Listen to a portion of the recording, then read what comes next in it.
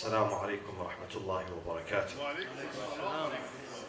بسم الله الرحمن الرحيم. الحمد لله رب العالمين. والصلاة والسلام على أنبياء الله جميعا وعلى سيدهم وخاتمهم حبيب إله العالمين أبي القاسم المصطفى محمد.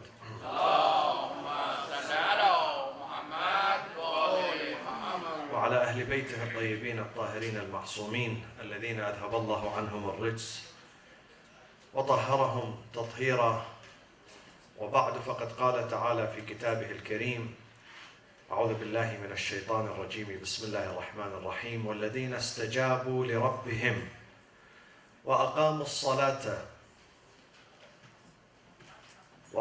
الصلاة وأمرهم شورى بينهم ومما رزقناهم ينفقون. صدق الله العلي العظيم.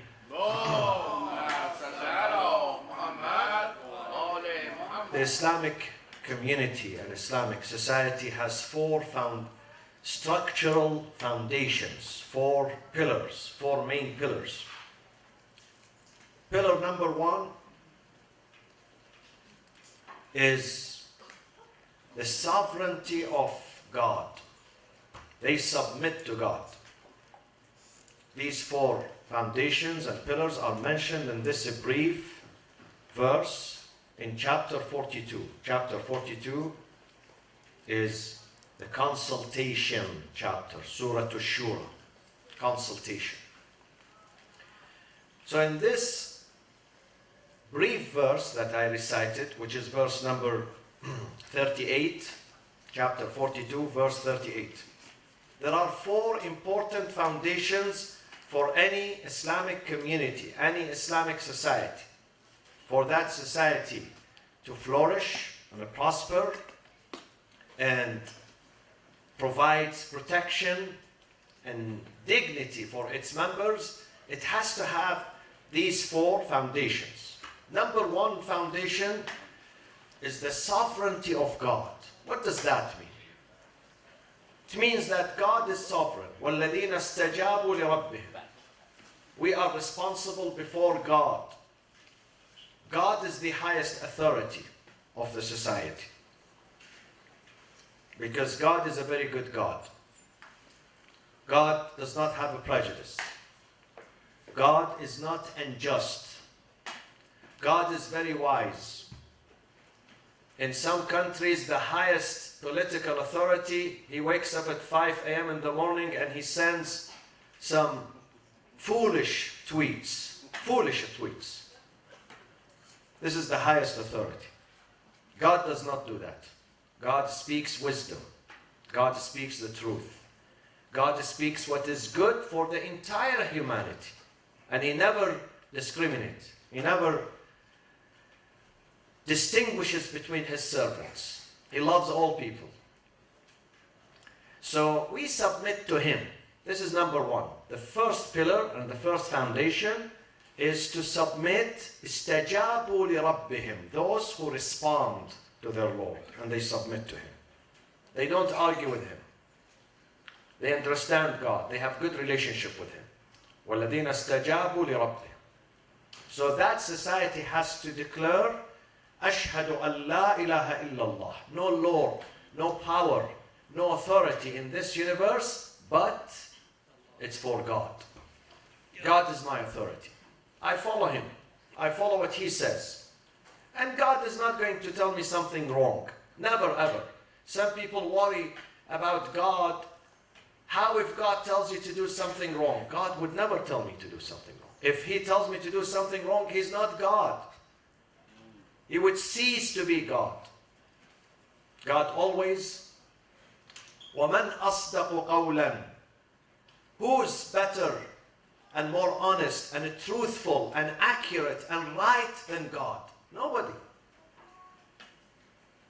So he doesn't ask me to say something bad. However, sometimes we misinterpret. I know some husbands who beat up their wives. They say, this is what God says. It's in the Quran. Okay? Some people who wants to do some injustice and corruption, they attribute that to God. But God never says these things. God is the God of justice and dignity and love and and respect for the entire humanity, not just for the Muslims. وَلَقَدْ كَرَّمْنَا بَنِي آدَمَ. We bestowed karama, value, honor upon the children of Adam. Even if they don't believe in me, it's okay. God says it's okay. Leave them alone. Leave them alone. Do not harass them. فَمَنْ شَاءَ فَلْيُؤْمِنْ وَمَنْ شَاءَ فَلْيَكْفُرْ. We present religion. Whoever wants to come and follow, he's welcome. Whoever wants not to follow, he's welcome too. But there is a day of judgment. There is a day of judgment. We will be held accountable. Here, do not harass them.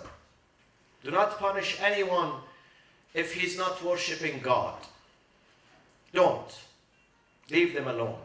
Let's give people a freedom of choice. Freedom of choice, my friends, is the most precious gift God has bestowed on us. Freedom of choice, believe me.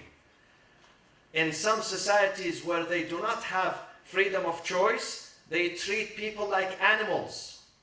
Animals. They have no value. Only the sultan, the king, he wastes the wealth of the nation. He gives billions of dollars to purchase junk, and he calls this junk weapon without consulting his people, without asking his people. People have no opinion. Why? Because he treats the land and the oil his own property. His own property. Treating people like animals. They have no free choice. This is not an Islamic society. Even if they pray not 5 times a day, 50 times a day. This is not an Islamic society. The second pillar of the Islamic society, وَأَقَامُوا الصَّلَاةِ. Why do we have to pray? Because we need to pray. Why do we have to eat? To sustain ourselves. Without this meal, without food and a drink, you cannot function. If you don't put food in your stomach, you cannot function. If you don't put food in your heart, you cannot function too. Your heart also needs food. Your soul, nafs, needs good food, healthy food, healthy nutrition. And what is the healthy nutrition for the heart and the soul? Is salat, the prayers. Prayers not just the one that we do. Prayers is a generic name for acts of service and servitude. It could be meditation when you think about God and yourself and your future and why you are here. This is meditation. This is good. This is an act of service. It could be an act of, dua. It could be a private chat with God. Private chat. You are driving your car and you talk to God. This is also salat. Salat in Arabic, in basic Arabic, means dua. Any form of supplication and dua, when you speak to God, is salat. It's considered salat. You need this to keep yourself strong. If you don't have a strong friend in the community, you cannot move forward. Every one of us needs a friend.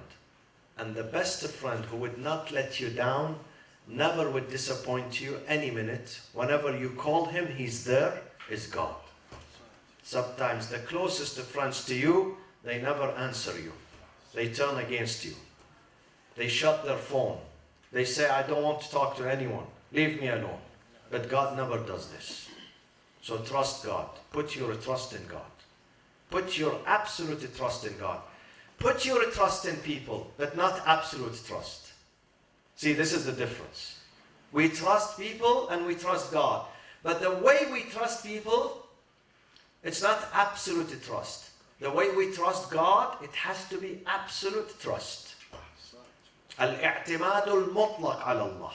But do not put your absolute trust in people because they're going to disappoint you. At the time you need them most, they turn away from you. They let you down, believe me. Put your trust in God. God is your number one friend. Number one and number last.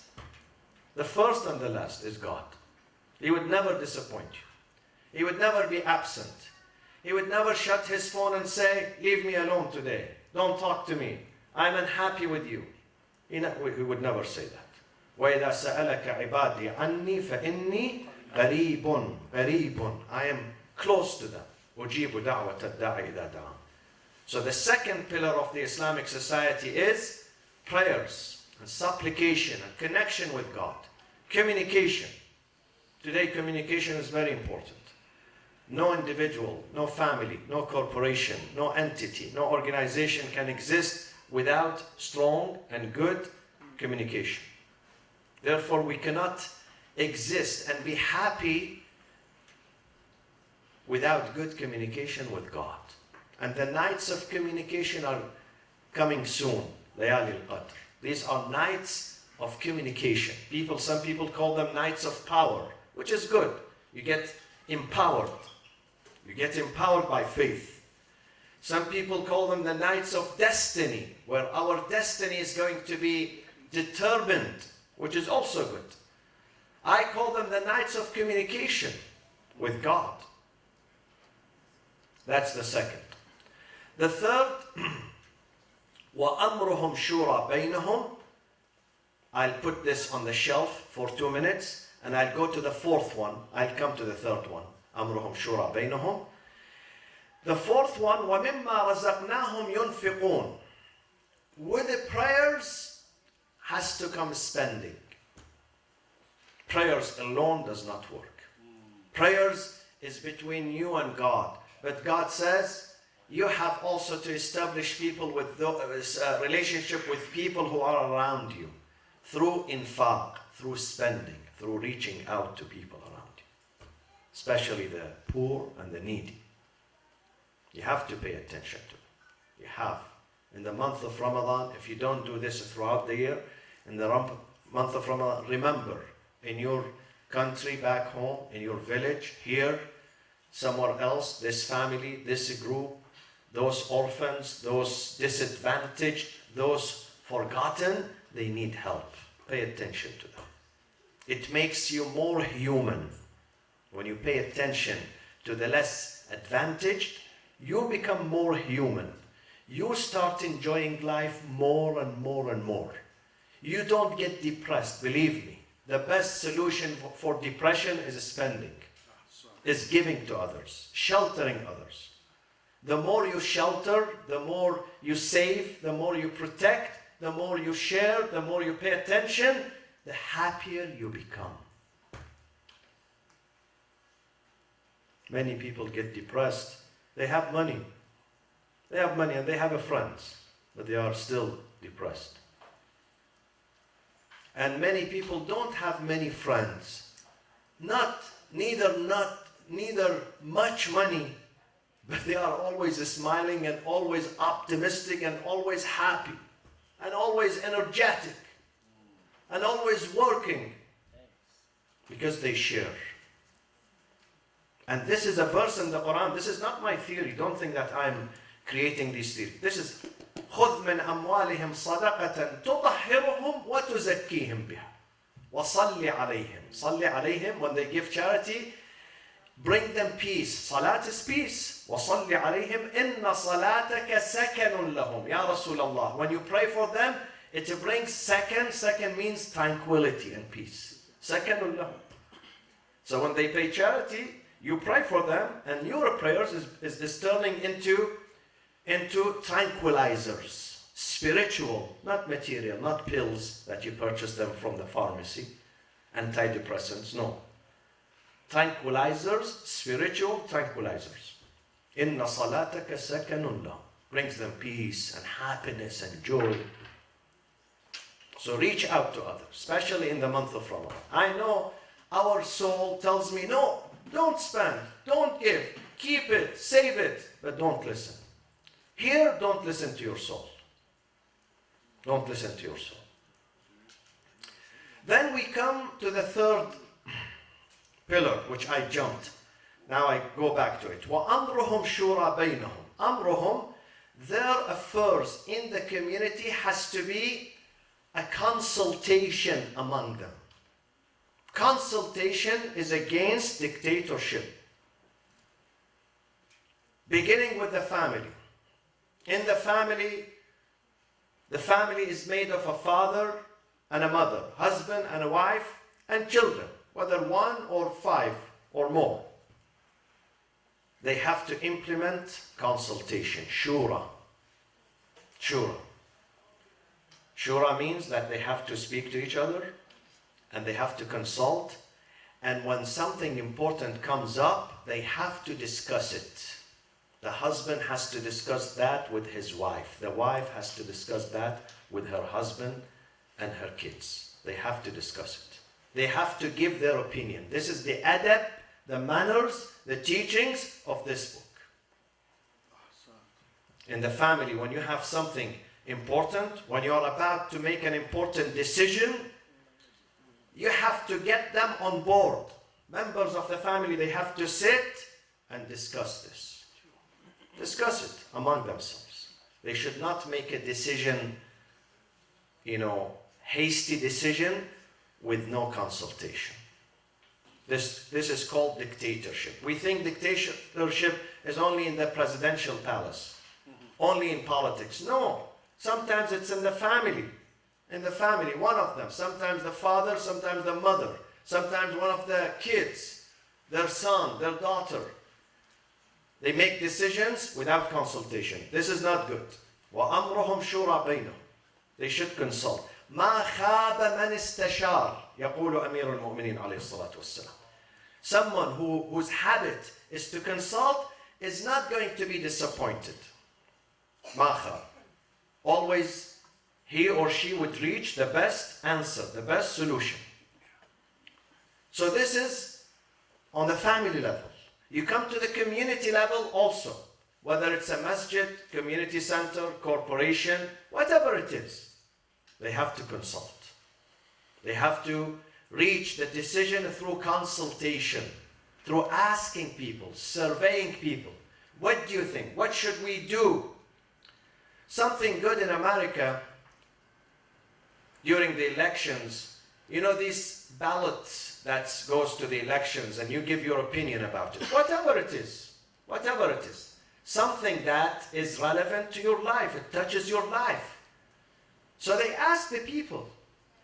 In other countries, they never ask you. All of a sudden, the mayor or the prime minister or even whatever, someone who serves tea, in the qahwa khuna, he has more power than people. They come up with a decision, nobody knows about it. People wake up in the morning, this thing happened, that thing happened, nobody consulted them. Like Saudi Arabia. Saudi is a good example for this. The king, he wants to stay in power, and Al Saud, they want to save their seat. They give $110 billion. Let the people die of whatever. Let people go to hell. They don't care. $110 billion. Okay? One signature. This is un-Islamic. This is treating people like goats. Goats, not a human being. And people here should revolt. If they are really human and they have dignity and honor, they have to say something. So consultation is important. And then consultation is not only by the leader. See, the Quran says it is reciprocal.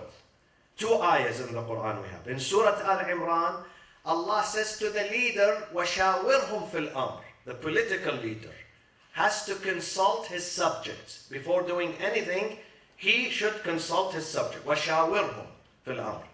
In Surah Shura, it says, وَأَمْرُهُمْ شُورَى بَيْنَهُمْ. The people have to advise the leader. It is reciprocal. Both. The leader should advise his subjects, and the subject should advise the leader. Reciprocal. Not from one side. Both sides. Meaning the leader should listen to his people's aspirations and comments and feedbacks on these issues before making a decision.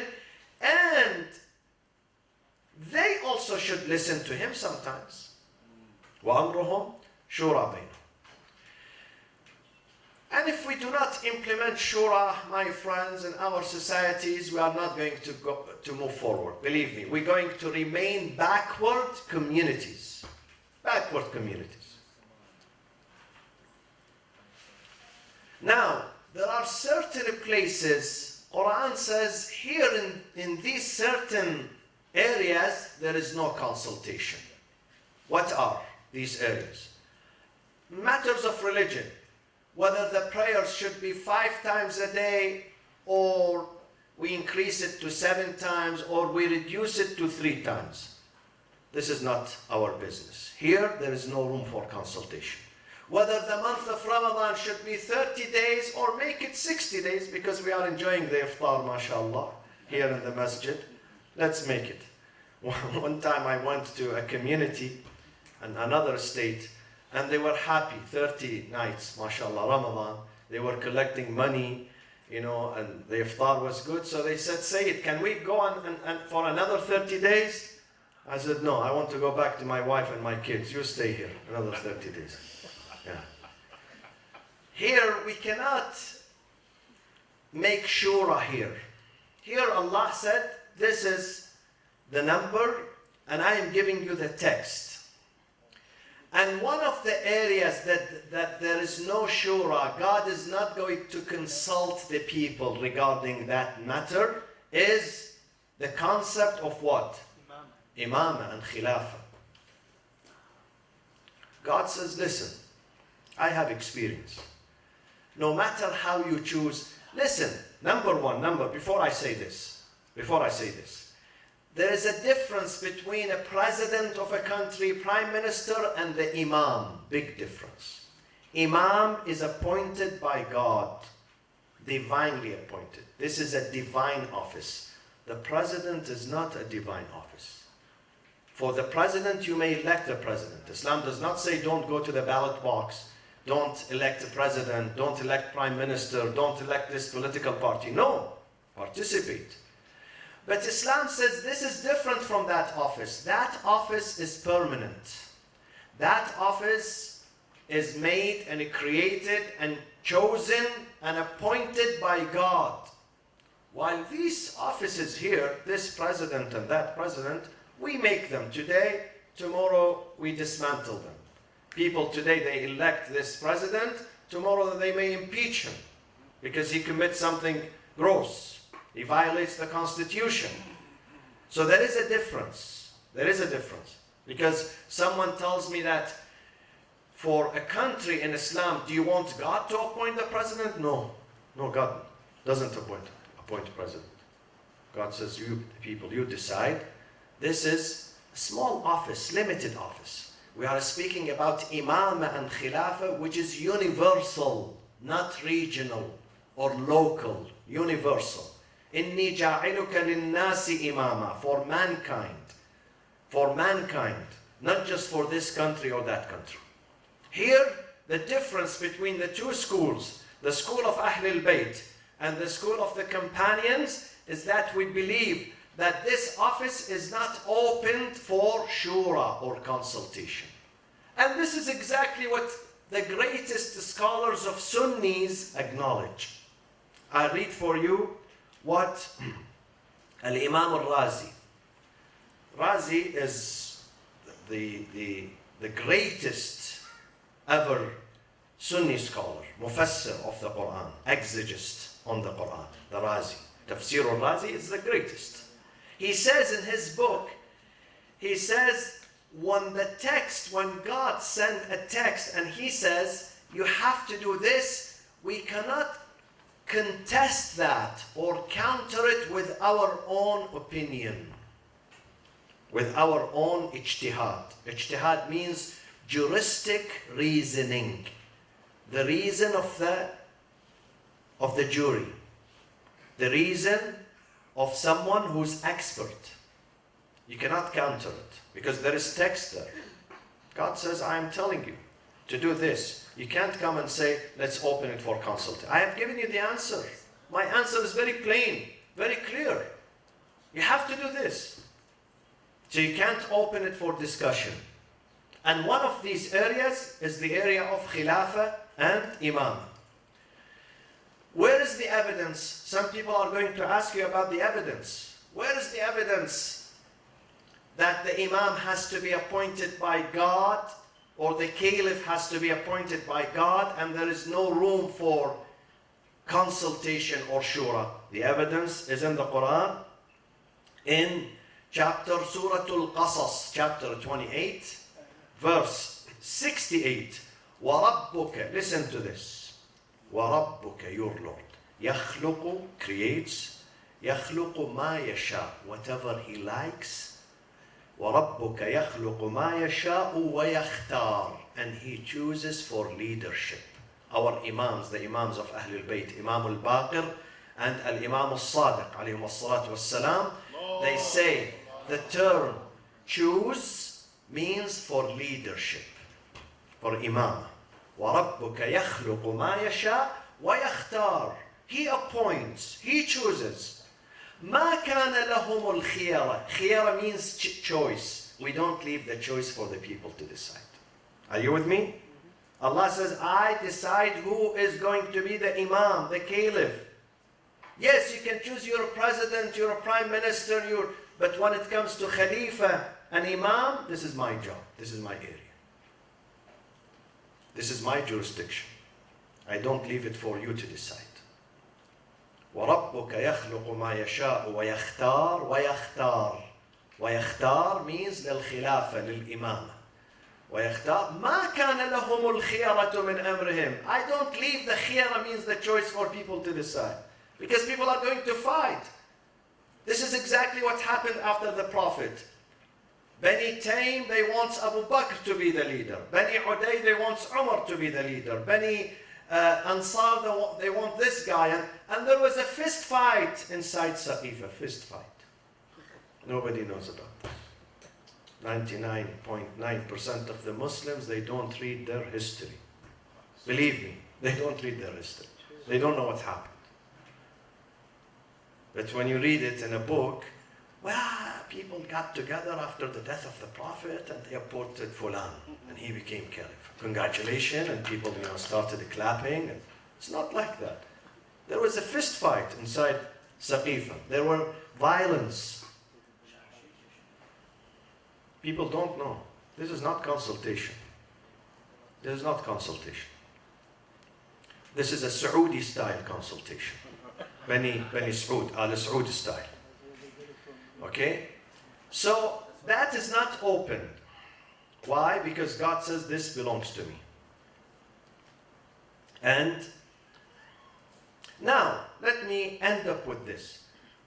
What is the meaning of consultation? Does it mean that the whole people, let's say we are voting here, all people here unanimously should agree over one thing, or the majority of them?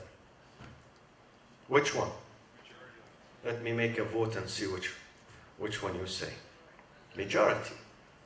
Because unanimity, it's sometimes impossible. Sometimes impossible. Even if you bring 5 people and you bring up an issue, one of them, 2 of them are going to have different opinion. So always you cannot have all people accept one opinion or one person or one concept. Definitely there will be disagreement. God says the majority. Ask the majority of them. This is real democracy. Majority. الرأي ما اتفقت عليه أكثرية المشيرين. The majority. Now, does that mean, let me ask you this question. Does that mean the opinion of the majority is always correct, or most of the time is correct? Most of the time. Not always. Sometimes the opinion of the majority is wrong sometimes. They choose the wrong person. They do the wrong thing. Not always. Not necessarily always correct. But Allah says, most likely it's correct. Most likely. But not always. Not always. Allah said to Musa, this is why Allah says, the issue of khilafah is only in my hand. I don't leave it. Allah asked Musa, Musa, go to Bani Israel and bring me the best 70 among them, the elite. So Musa went and he picked Fulan, you come here, the best ones. He knows them, he works among them, he's the prophet, he's wise. So he knows who's truthful, who's honest, who's trustworthy. 70 people, he went to Tur, the mountain. He said, God, I brought, those are the best. What they say, the cream of the crops, what they say? Of my community. So those are the best. Allah said, good. As soon as they reached their, imagine those the best, the elite, they said, Musa, now that you brought us to the mountain high, okay, let's see God. We want to see Him. Imagine those the best, they want to see God. What would you say about the worst? The best who came here, Arina Allah Jahra. They said to Musa, Allah said to him, Musa, those are the best in your community and they are asking you to see me? Where is their aqidah? Where is their ideology? Where is their belief?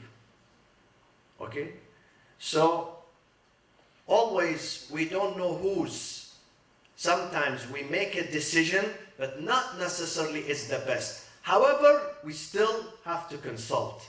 We still have to consult and we learn from the Prophet. And I conclude with this hadith. ما رأيت, one of the companions says about the Prophet, ما رأيت أحدا أكثر مشورة لأصحابه من رسول الله صلى الله عليه وآله وسلم. I have never seen in my life someone who always consult people who are below him. Even in intelligence, they are below him. Even in education, they are still below him.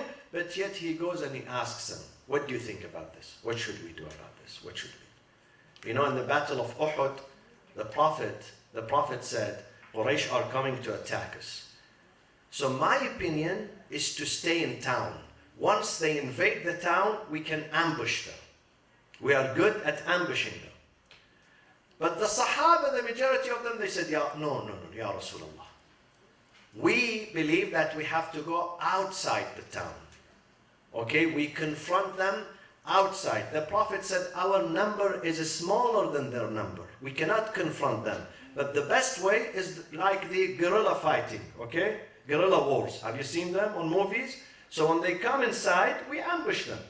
They said no, they refused. So the Prophet said, okay, I will go with the opinion of the majority. Imagine, Rasulullah. He said, okay, if you don't listen to me, I would listen to you. So they went outside, and you know what happened? Our Muslims were defeated. But still, Allah said to the Prophet, this incident should not make you stop consulting. Ayat al-Shura came after the Battle of Uhud, meaning that, Ya Rasulullah, despite the defeat, despite you listening to them, and they were defeated, they were wrong, you were right, still, وَشَاوِرْهُمْ فِي الْأَمْرِ. So please learn this in your family. As a father, as a mother, as a son, as a daughter. Consult family members.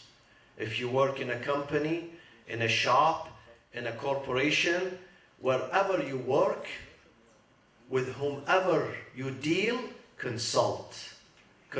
Make the concept of Shura. Ironically today, in the most dictatorships, they have consultative bodies.